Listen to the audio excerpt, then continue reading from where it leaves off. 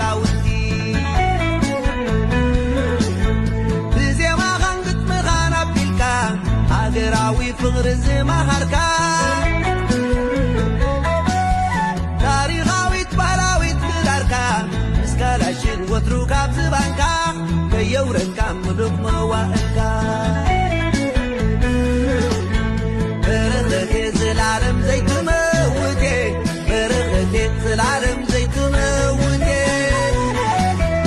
ኣትበሪኽ ክትከል ሓወልትኻ ወለደታት ምታንክም ቦቦኻ በረኸቴ ዝላለም ዘይትመውቴ በረኸቴ ዝላለም ዘይትመውቴ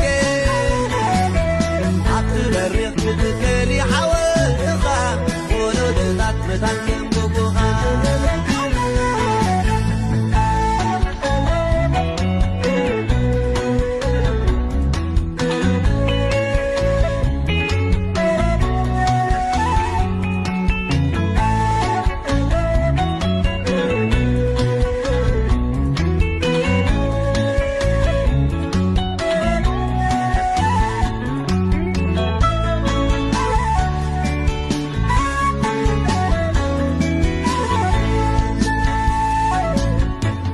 ዜማን ግጥምን ንረዋሕ ድምፅኻ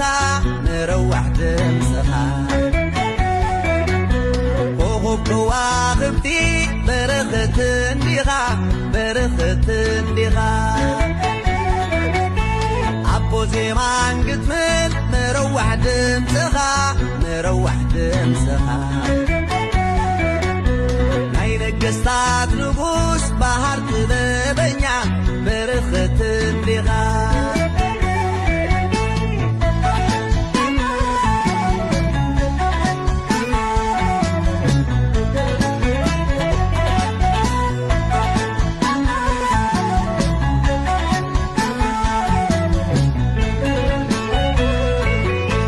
ኣቦ ጥበብ በረኸት ዝያዳ ዕባይካ ሃዘጋ ምስ ፈለጋ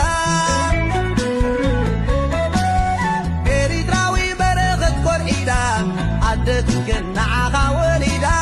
عدتك نعها وليدا أنا قد سفطر كماها أنا ننتبلكو بدمتها يواف سماي زعس القناها نبرف الزد اندر شامبوها عبو تغبره تمديها